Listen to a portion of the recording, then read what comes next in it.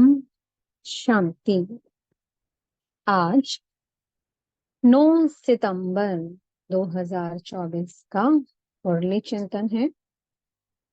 आज मीठे बाप दादा जी ने कहा, योग बल से बुरे संस्कारों को परिवर्तन कर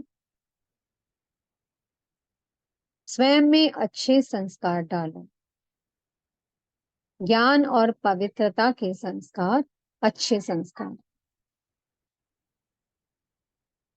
वास्तव में हमारे जो ज्ञान के संस्कार, जो हमारे पवित्रता के संस्कार हैं, यही हमारे ओरिजिनल संस्कार हैं।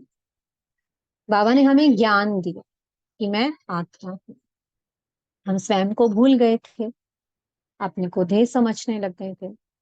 सबसे पहले बाबा ने हमें नॉलेज दी कि आप आत्मा हो और आप आत्मा सतोगुनी हो।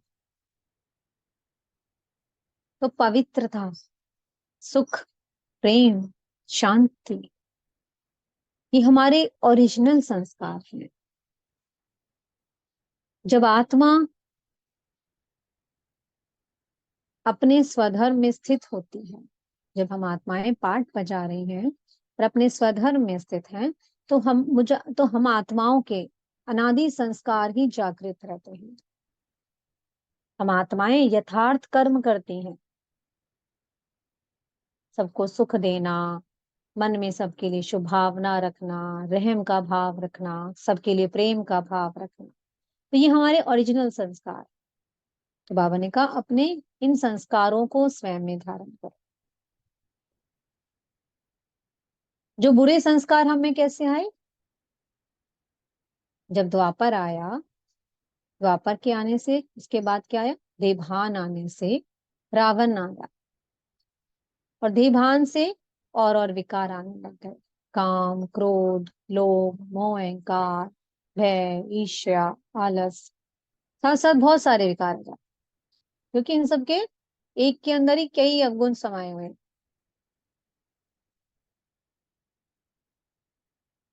तो उन बुरे संस्कारों को आने में लगे 2500 वर्ष, और आत्मा क्या बन गई? तमो प्रधान बन गई। अब जब परमात्मा आते हैं इस संगम युग पर, तो हमें ज्ञान और योग के द्वारा हमारे फिर से वही अनादि और आदि संस्कारों को जागृत करते हैं। उसके लिए बाबा ने हमें क्या पाठ पढ़ाया है कि अपने को आत्मा समझ, मुझे एक परमात्मा को याद करो।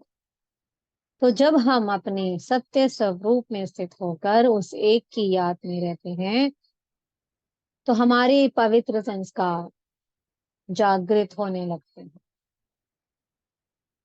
देखो, विचार किया जाए तो हमें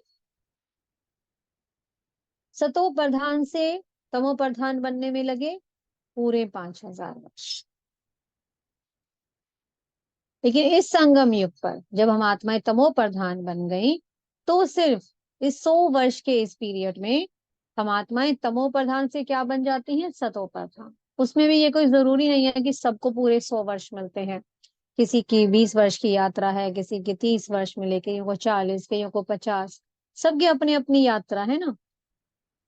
तो सिर्फ इसी एक छोटे से संगम युग पर हम पूरे 5000 वर्षों की इस यात्रा को तमो प्रधान से, तमो प्रधान की स्टेज को क्रॉस करते हुए हम सतो प्रधान अवस्था तक पहुंचते हैं। तो इसके लिए बाबा ने एक ही पाठ पक्का कराया है हमें, अपने को आत्मा समझ, मुझे को याद करो।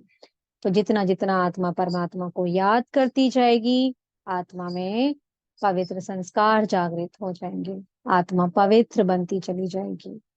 जो आत्मा जितनी ज्यादा पवित्र होगी, उसके मूल संस्कार जागृत होने लग जाएंगे। आत्मा खुशी में रहेगी, और जो आत्मा खुशी में रहती है वो खुशियां ही बांटती है। तो इसके लिए हमें क्या चाहिए? योग बल। तो जो भी हमारे अंदर विकारों की प्रवेशता हुई, उसे हमें योग बल के द्वारा समाप्त करना है। तो मीठे बाप दादाजी ने प्रश्न पूछा, तुम बच्चों का बर्थ राइट कौन सा है और तुम्हें अभी कौन सी फीलिंग आती है?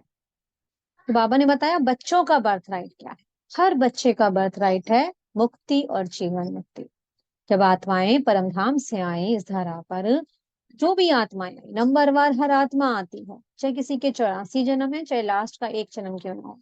तो जो भी आत्मा इस धरा पर आएगी, उस आत्मा का ये राइट है मुक्ति और जीवन।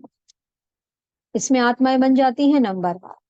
कुछ आत्माएं मुक्ति को पसंद ज्यादा करती हैं, कुछ जीवन मुक्ति को करती हैं। तो इसके लिए अब जब हम बच्चे बाबा के बन जाते हैं तो हमें कौन सी फीलिंग आने लगती है? हमें कितनी खुशी होती है कि अब हम घर जा रहे हैं। क्योंकि और बच्चों को तो देखो मालूम भी नहीं है ना, जो बाबा के बनते हैं उन्हें तो पता चलता है ना कि अब घर जाना है। उनको कब पता चलेगा? लास्ट के टाइम पे पता चलेगा, जब विनाश की बहुत सारी रिहर्सल जो हो रही हैं, जब उन्हें अंदर से पता चलेगा हाँ अब विनाश होने वाला है। धीरे धीरे सब परमात्मा से जुड़ने लग जाएंगे, सबको बाबा की पहचान मिलेगी। लेकिन उस समय तो टू लेट हो जाएगा ना। फिर वो आत्माएं इतना ज्यादा ज्ञान कहाँ उठा पाएंगी। तो आत्माएं फिर किस में जाती हैं? वो फिर मोक्ष मांगती हैं। वास्तव में मोक्ष तो मिलता नहीं है, फिर वो आत्माएं जाती हैं मुक्ति में। तो इसमें बाबा कहते हैं हर बच्चे का अपना अपना पार्ट है। जो बाबा को पहचान कर इस ज्ञान को अच्छी रीति स्वयं में धारण करते हैं, राज्यों की पढ़ाई करते हैं, वो जाते हैं मुक्ति से जीवन मुक्ति में। और जो आत्माएं परमात्मा को सही रीति अच्छे से राजयोग की पढ़ाई को नहीं कर पाती हैं, बाबा को तो याद करेगी हर आत्मा,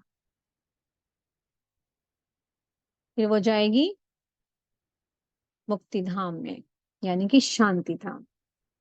बाबा ने अब सब बच्चों को क्या देने आए हैं? भक्ति का फल, मुक्ति और जीवन मुक्ति।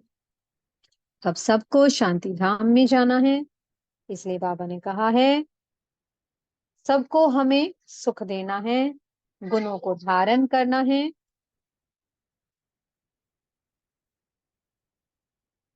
इनके सतगुरु जी ने वरदान दिया है, सुख स्वरूप बन हर आत्मा को सुख देने वाले मास्टर सुखदाता भव।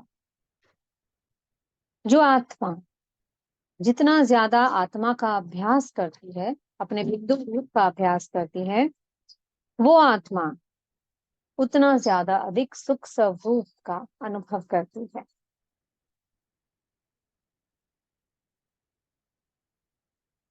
उसके दिल में हमेशा खुशी होती है, खुशियां बांटती है।